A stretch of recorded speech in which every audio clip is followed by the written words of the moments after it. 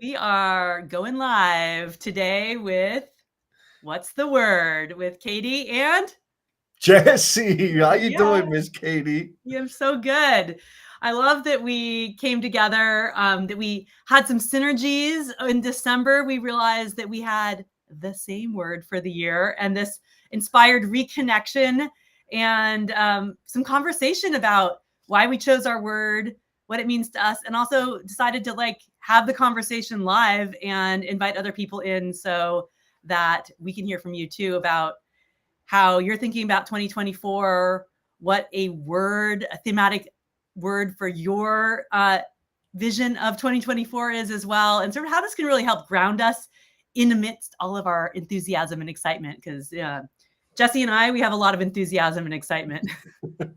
100%. We started the conversation on LinkedIn, and I'm like, "Ooh!" Well, first I'm like, "Ooh, Katie," because you're like awesome, right? Well, Very you're well awesome. known in the industry, and I'm like, "Ooh, chance to talk to Kate, sure." And we turned out that we have the same anchor word, and I like. I think the important part for me around the word is the anchoring effect that it has, right? In terms of focus and maybe direction setting and always calibrating and adjusting back to what that word is because life happens. And then, like you said, our enthusiasm kind of makes, for me anyways, my enthusiasm lends itself to me chasing new shiny fancy things all the time, which could be exhausting. Yeah, it totally.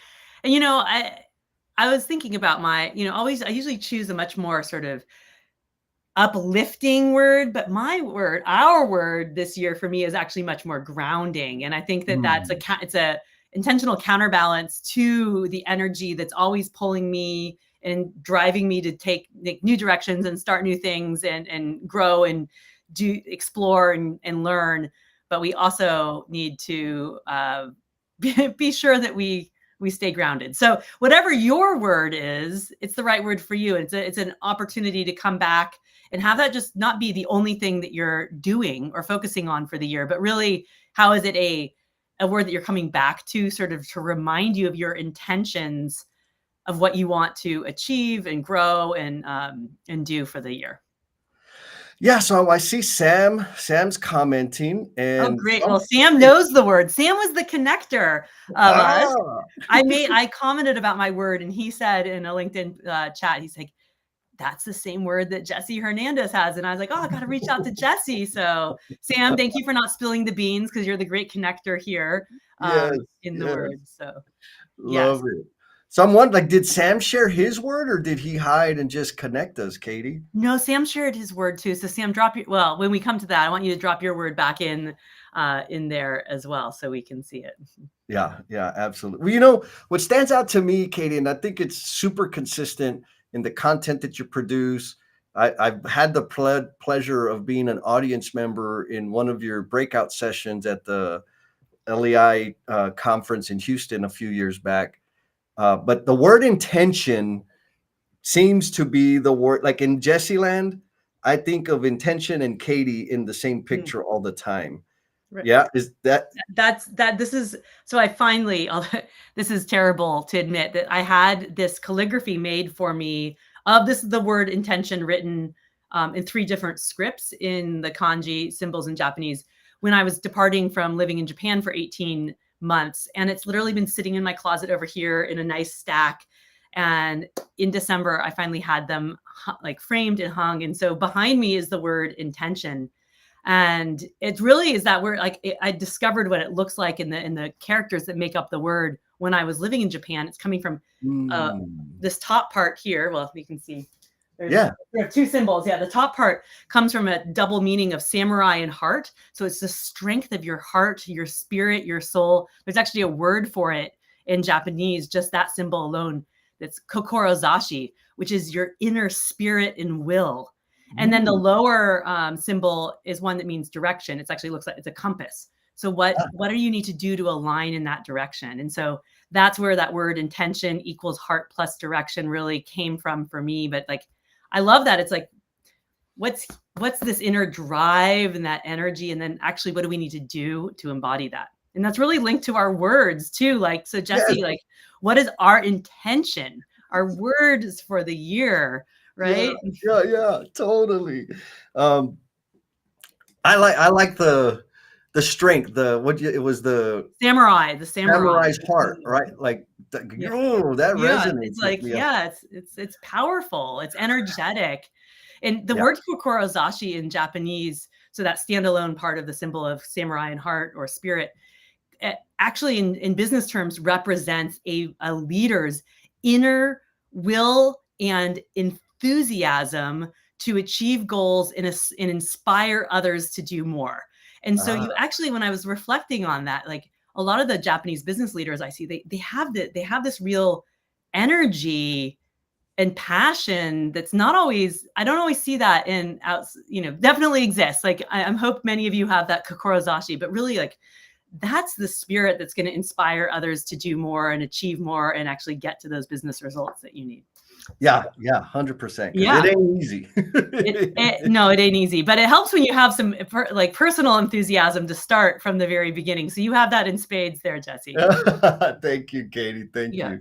Well, so even though we have the same word for the year, the same intention, I think we have different spelling of the word. Actually, I'm pretty sure we've spelled it differently.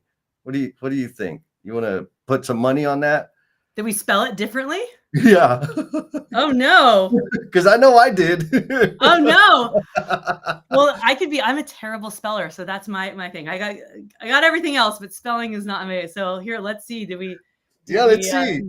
We'll let all the right. audience judge which was the right spelling. Uh, You ready?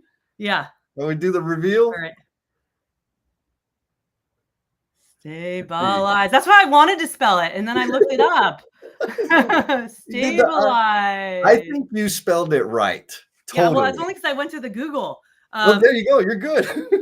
Oh, look at that. We got a fancy little image there. Nice. Yeah. So Jesse, yeah, I wanted to write an A, and then I was like, is an A and an I? Like, so this is where our the Google and things can help out. So Totally. tell me, like, I was really intrigued when Sam connected us and said that the word stabilize was also your word, and I was really I thought maybe first we can unpack sort of why we chose our word and what that means to us, and then talk about hear from other people about what their word is as well. Absolutely. Absolutely. So, I mean, I kind of, you and I, we talked about this beforehand.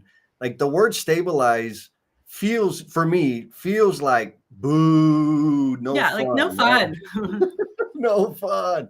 But specifically, I started my business just not even a year and a half ago. I think no, 20 months ago. So that's more than a year and a half. Anyways, uh, and a large part of what I was doing last year was like experimentation, testing ideas because I have a bunch of them, and seeing what resonated most with people and what provided the most impact.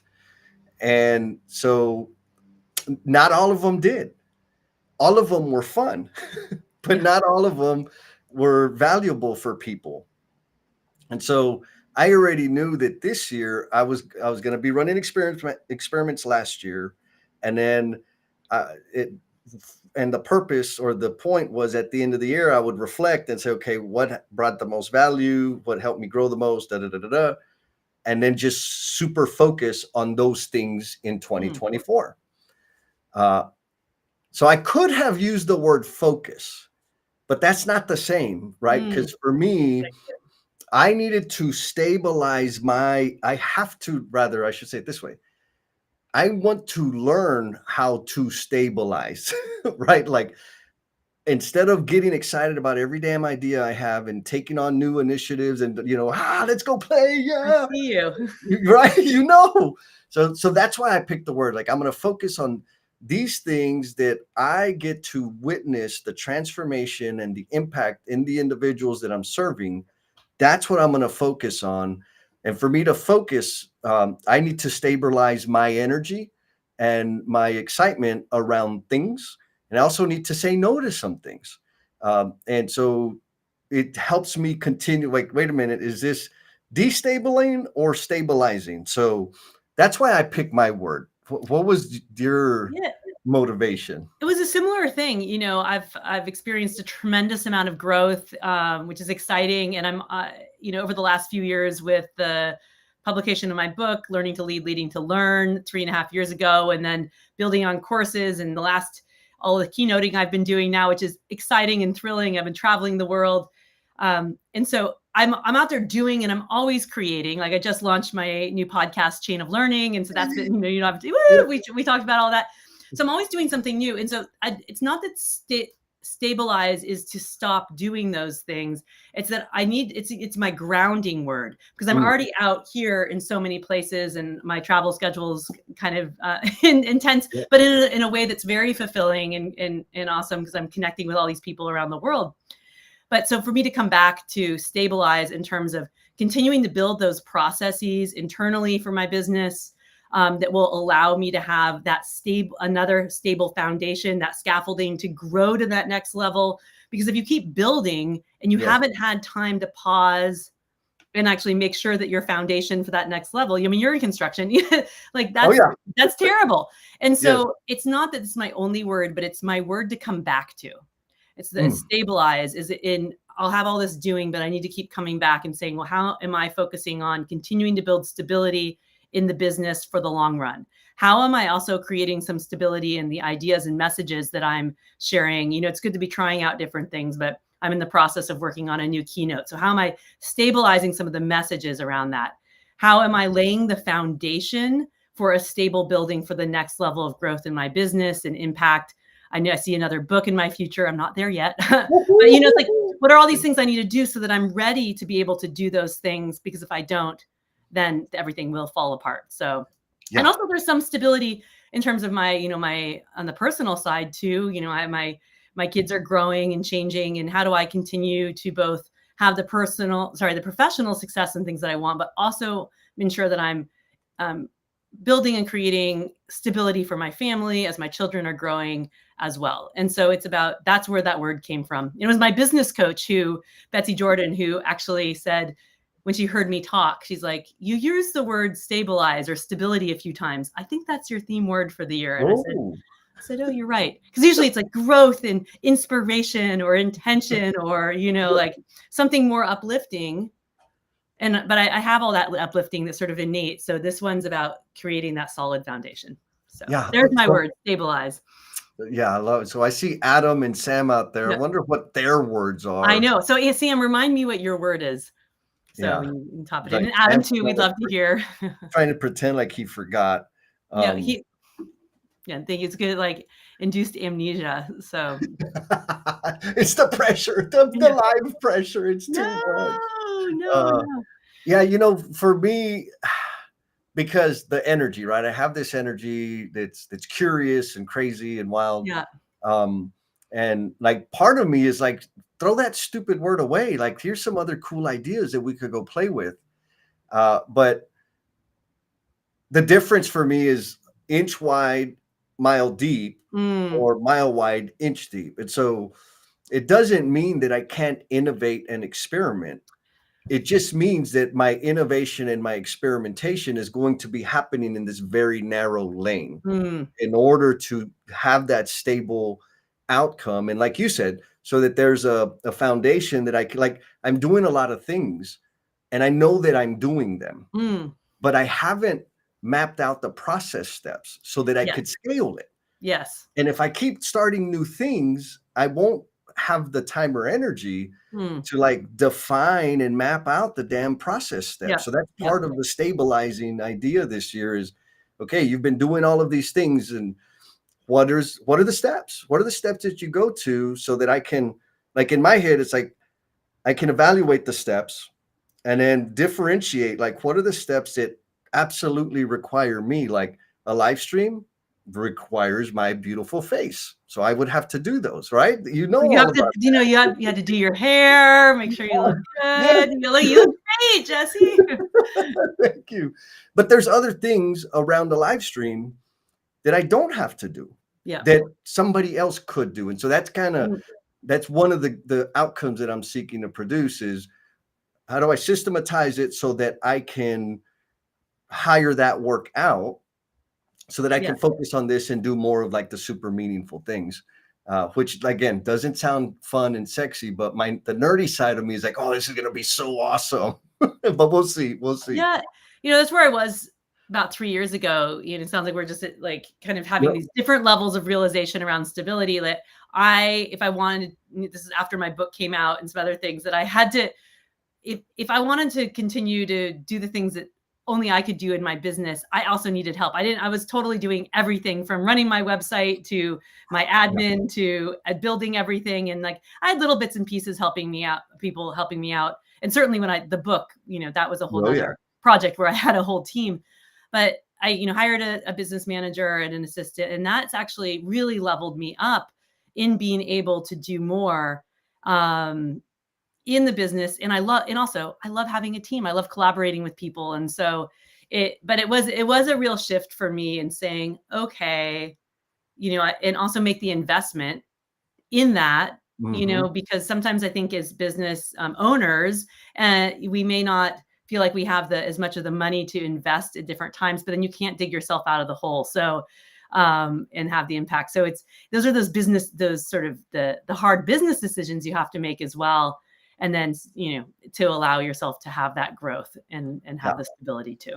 Yeah. 100%. One thing that I've outsourced, and it was kind of a dual effort is, and you and I talked about this, is like the production of the content. Cause I have a lot of content and it takes out, like it's 10x the amount of time to produce the content versus the amount of time it takes to consume it.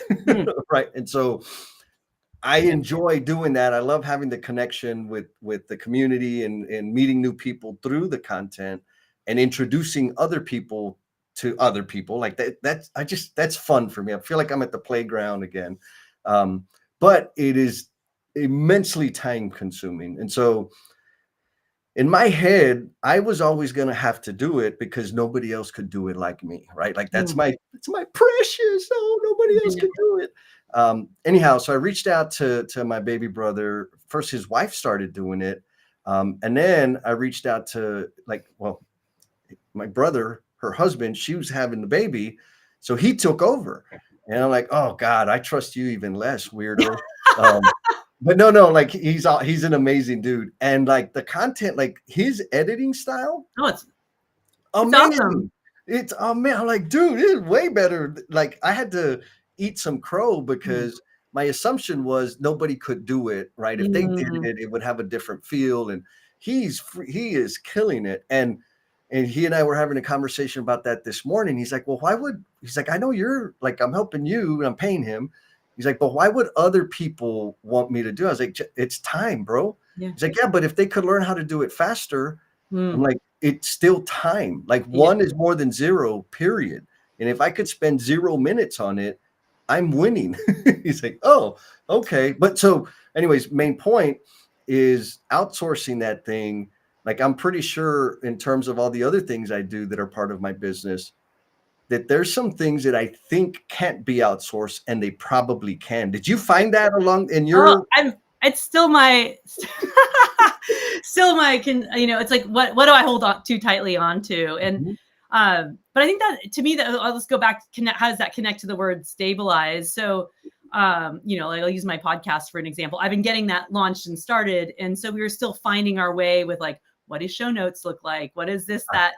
But I'm like, all right, so now, but we're starting to have enough process that we can say, we like that, we didn't like that. And so then how can I start to hand that off to other people? And maybe I have the final approval because anything that comes out is for me, I need to, it needs to be okay, but I don't need to be doing the first pass. I don't need to be doing the actual, all the doing. Right. But yeah, one of the things I really let go of is my website though. Like when I started my website 9 years ago when I first moved to Japan, and I had had this great opportunity to share about what I was learning as a lean practitioner living in Japan. And so I started a blog and it was very basic. And so I just learned all the back end.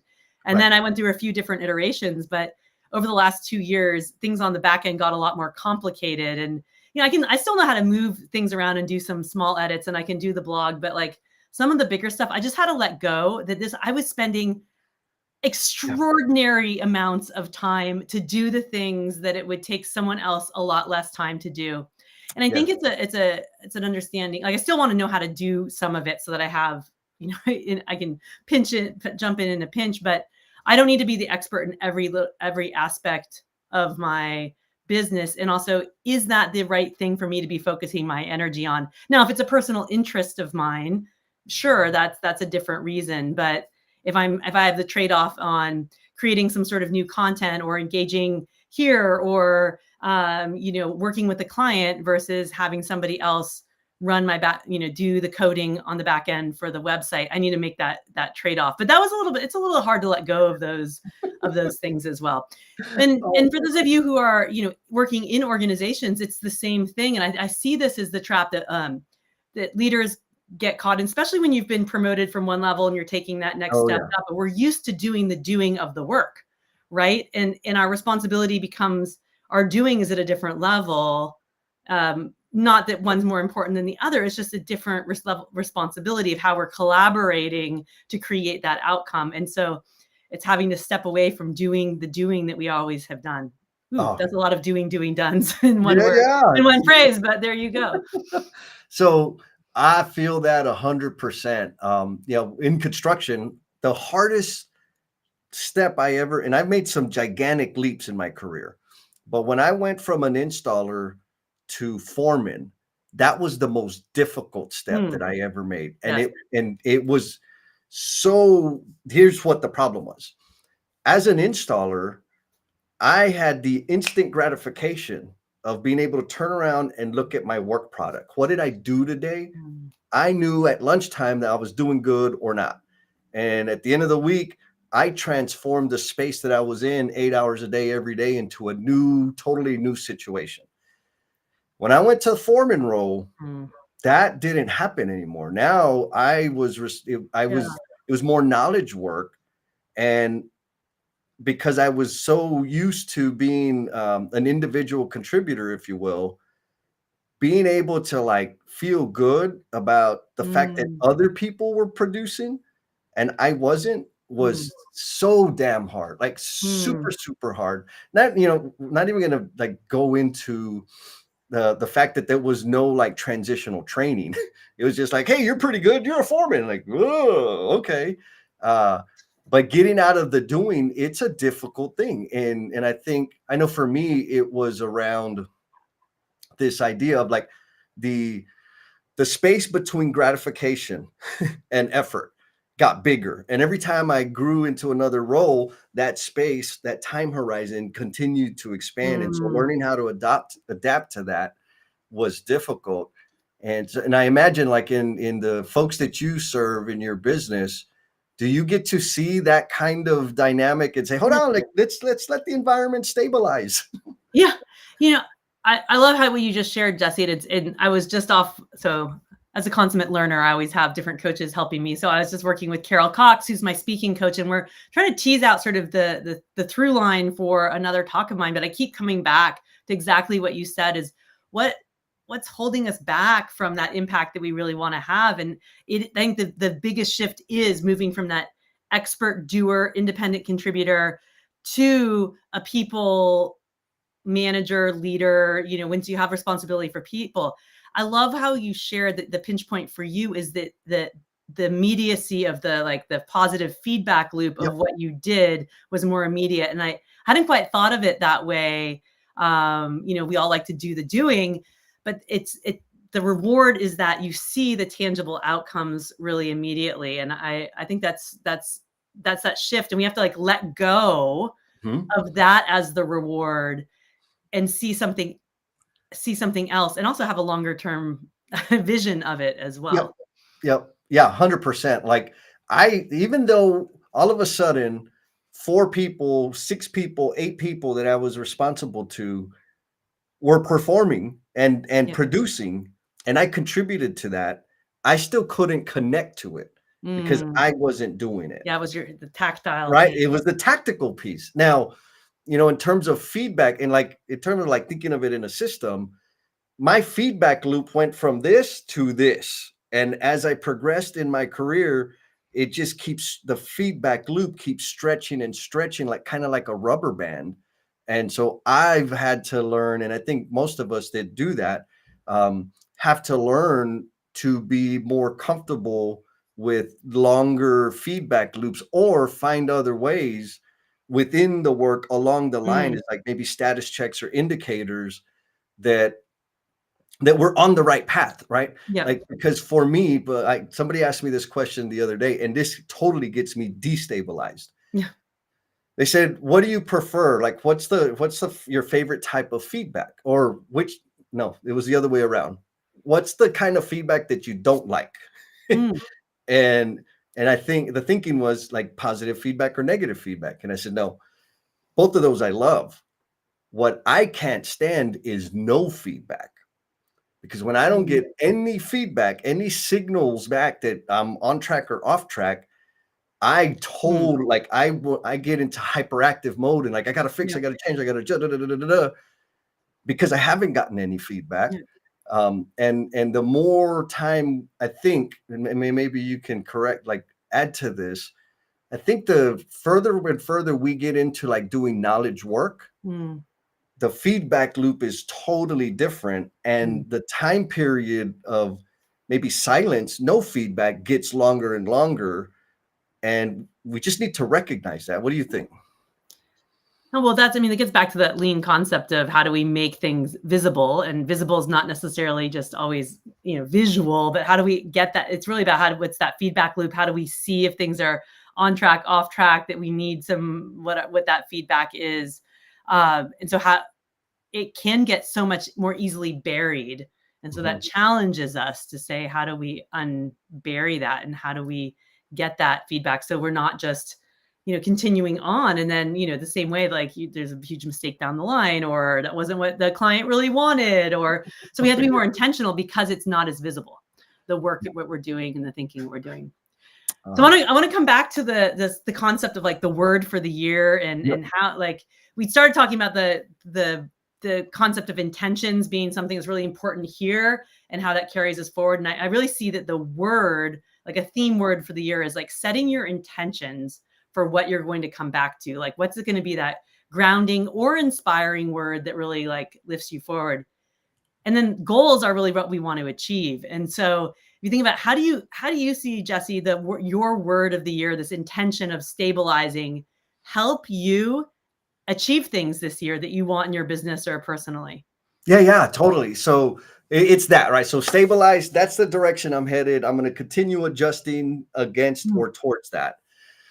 The goals, something measurable, rather, and maybe you can help me with this, because mm, I argue with myself about this a lot.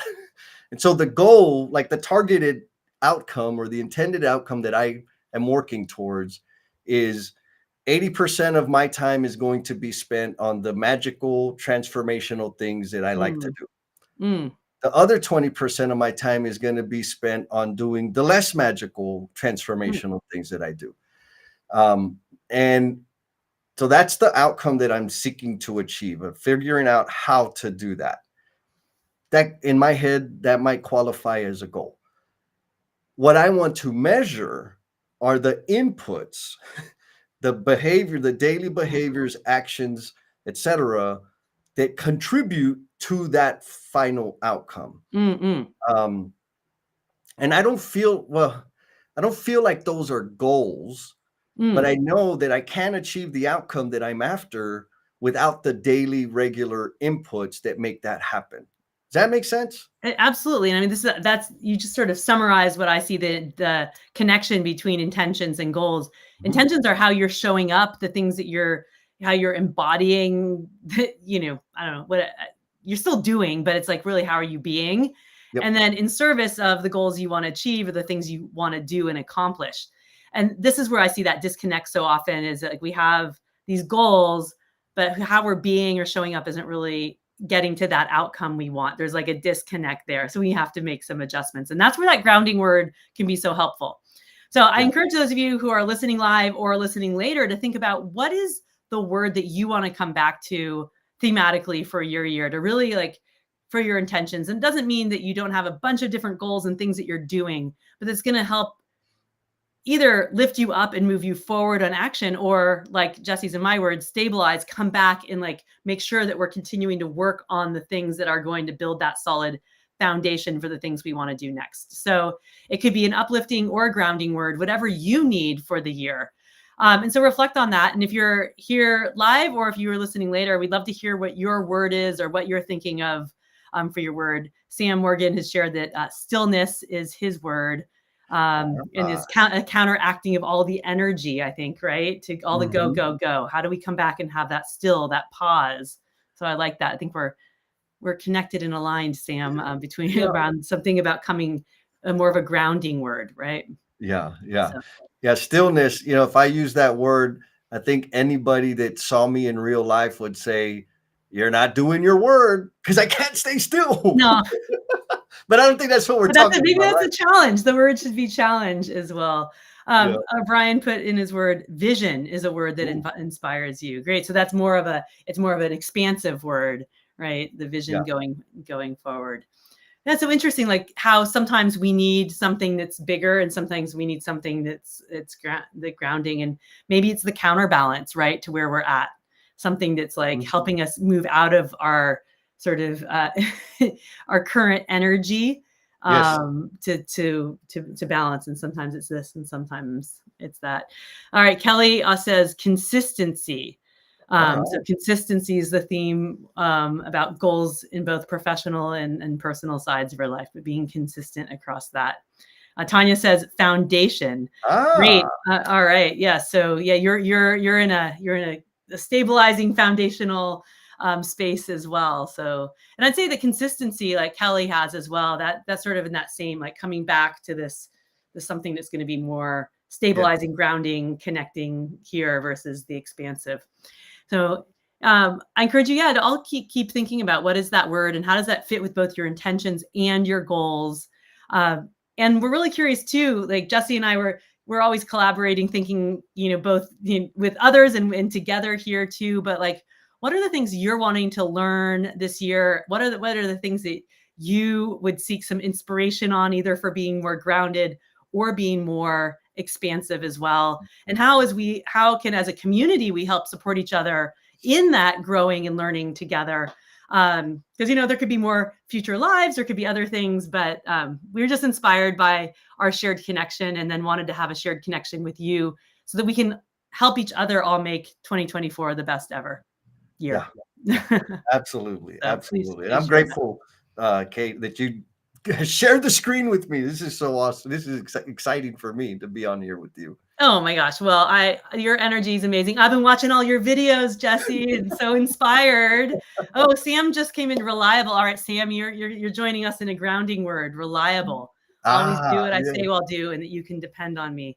Yes. So let's hold each other. Let's keep coming back like to our words. What's going to help us stay grounded in here in our intentions so that we can really move forward in the ways that we all need to, so that we can build this, like what I call this chain of learning together to help each other grow and learn and achieve more than we could do on our own as well. So Jesse, I would love to be your stabilization, like coaching partner with some regular check-ins on how we're doing with our stability.